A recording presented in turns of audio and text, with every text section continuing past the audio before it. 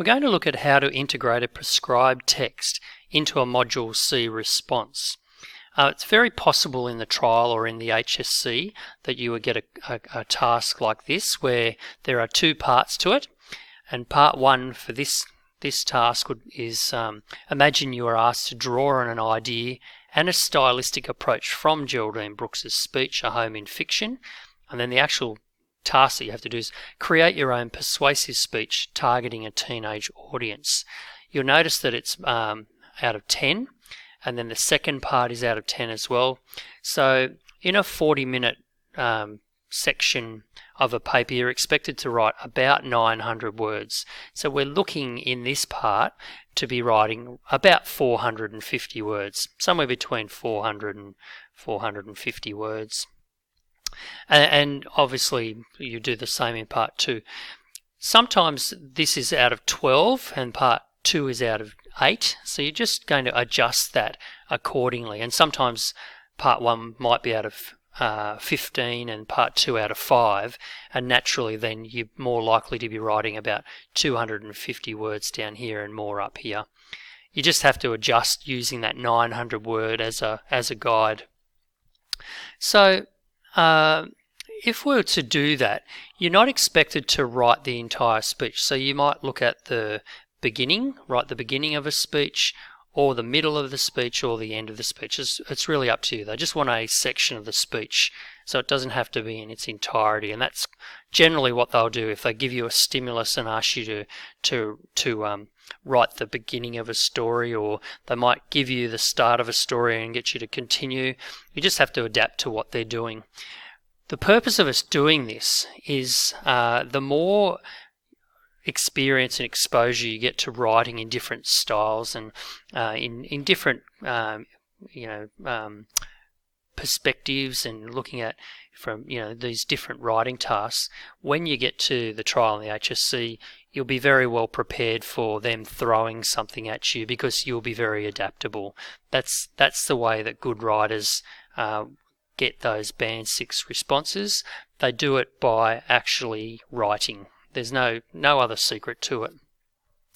Okay, so here we need to write a speech for a teenage audience, and it can be on whatever you like. The second part then asks you to explain how you shape the ideas for your speech, and also explore how aspects of a home in fiction influence your writing. So we'll have a look at that in a moment. But let's start by looking at what is it that you could do your speech on. What ideas? So when we look at the speech, A Home in Fiction, the common ideas that come up are: what is home? Is literature relevant to youth? Is fiction a valid form of history? Has Hollywood destroyed historical matter? And is it accurate as a result? Is there any integrity in the Hollywood's recording of history? They're on the surface level of the speech. These ideas here, I think, start to flesh out a bit more originality in your thinking, and certainly there are many more. So the first one: why do we need to be persistent and determined in today's world? So in her speech, she talks of how she gets her degree in journalism and expects to be covering world affairs and really significant things. And she's sent to the horse races and has to do very menial things. And it's about gathering data and facts and results, and it's the antithesis of what she anticipated she would be doing. Okay, but she learns from that, and that builds experience for her that leads her into the bigger realms of journalism. This next one: we must learn to walk before we can fly. That might be an idea that you could develop a speech around, and certainly that's what she's exploring at the start of the speech, where she is saying that she was expecting to go straight into political journalism, but she had to learn the basics of journalism and reporting before she could go there, and so she had to learn those basic building blocks to be able to then get to the position where she is now as a writer of historical fiction. And in her speech, she uses the metaphor of stones, and every word's a stone, and you put them together and build a wall, and the walls fall down, and then you build them again. So that might be a relevant issue for teenagers to hear about. Don't expect to go straight to the top. You have to work your way to get there. The next one, what we do today will shape our tomorrow. So that's sort of looking at this idea of how we conduct ourselves today will have an impact of where we'll end up tomorrow. So once again, it's really saying that, if we want to arrive at some point in our life where we reach our goals and we're, doing the things we want to do, the preparation starts now, and that how we conduct ourselves at the moment, and we have to do the hard work now will allow us to achieve our goals. We can also look later in the speech when she's talking about her research into characters of the past.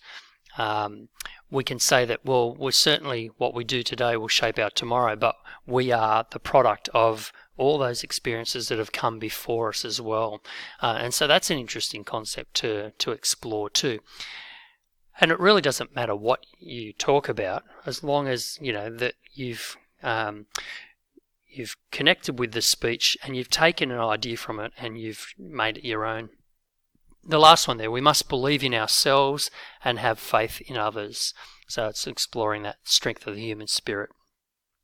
That that there are a lot of bad things happening in the world, but the vast majority of us are good, and that we have to believe that and have faith that things will be okay.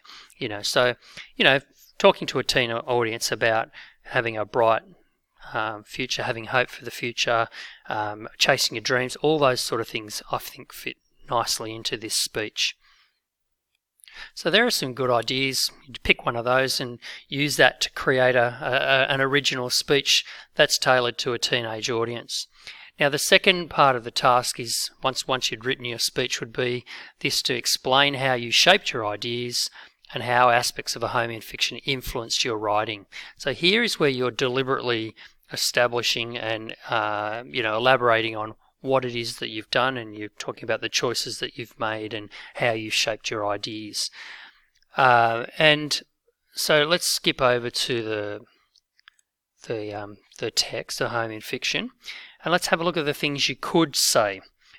The beauty also of preparing like this is that it might be easier when you're starting out to do part two before you do part one. So work out what the things are that you like from the speech, figure those out, and then go and write your speech, because that gives you that direction and you'll be able to put them in, rather than writing a speech and then having to go back and try and artificially jam them in there.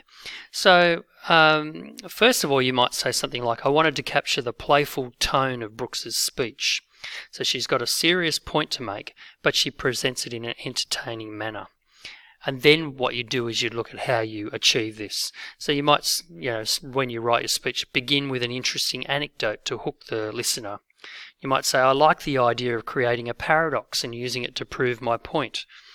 Now, Brooks achieves this down here somewhere, where she compares having a passion for maths and English through the metaphor, if she has lungs, I have gills. So you could say, she takes these two ideas and she pushes them together. They seemingly don't go together, but she finds a way of making them work.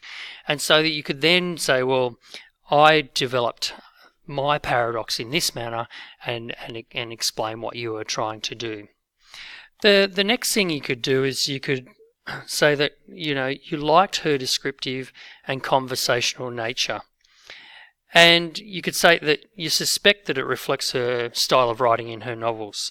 You don't have to have read any of her novels, and you don't have to state you do, but, it shows that you're thinking about things and And that's always a good thing. So you could provide an example of the imagery, for example, that she's using.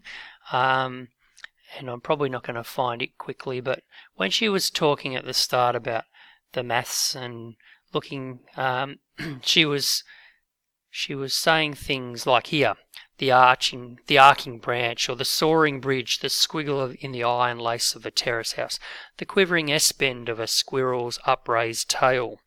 So I suppose you could look at this and say, well, you need to have an explanation. So, well, her explanation allows her to appreciate the mathematician's view of the world, but she expresses it in her own way through the eyes of herself as a novelist. So what you could do is say you like that idea, and then what you could do is say that in your speech you tried to explain the world through the eyes of a teenager, and show how adults just don't understand that there's that disconnect. So that would be a really interesting and clever thing to do. Brooks also makes a reference to Macbeth when talking about her job as a sports journalist in this section here, and what she does is appeal to her educated audience to create humour. And it's, she's embellishing her story. She's telling a tale to make her point. And she says here of the racetracks, who would have thought the old town had so many race meetings in her? This is a reference to Lady Macbeth's horror of realising the consequences of murdering King Duncan, and I suppose it's showing her realisation of the world that she's been cast into as completely different to what she was expecting. What you could do is say you appreciate what she's doing there, and then say that what you've done in your piece of writing is you've made reference to something in popular culture or a film that is allowing you to connect with your teenage audience and increase engagement and get that point across.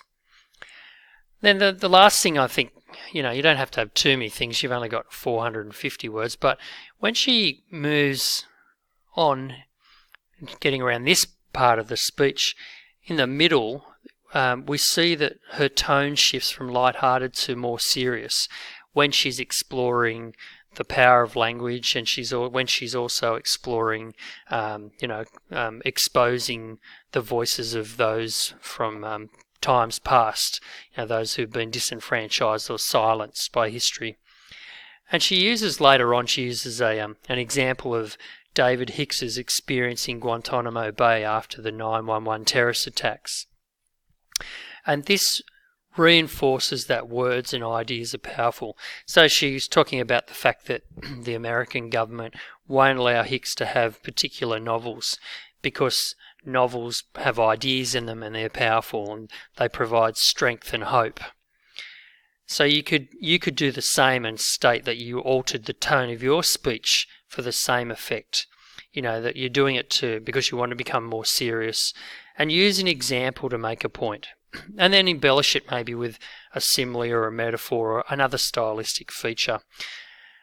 Now, there are lots of other things in this speech that you might connect with. I think we've gone through about 4. It's just a matter of knowing the speech and thinking about it and looking at it and saying, I like this little bit here, and I like what Brooks is doing and how she's done that. Here we've got rhetorical questions, obviously, but we can move beyond them and look at other things. So I suppose in wrapping up, when you write for the craft of writing, in the part 1 section, you have to be creative. You have to write with flair, and you have to come up with an idea and make it your own. Okay, there's no room for just regurgitating the ideas from class, and ultimately you're all very good at doing that anyway. Secondly, in part 2, you have to be able to clearly articulate how you've constructed your ideas and what influence the prescribed text has had on your writing style. So that's where you get to tell the marker what it is you're doing. It's their way of seeing that you understand how language works. You know how to structure ideas and make things work for particular purposes. as I said before, a really good thing to do would be to go and have a go at this task, plan it out, and write a response to it. I wouldn't be worried too much about the word length. Write a decent length, but if you go over or you're a little bit under, that wouldn't matter. But the more times you write these sort of responses, the more times you're going to build those experiences, and then it's going to make it so much easier for you in the HSC when you go to do that unseen question. And just to finish off, let's look at the David Hicks thing, and and she's saying here, I believe fiction matters. I know it has power.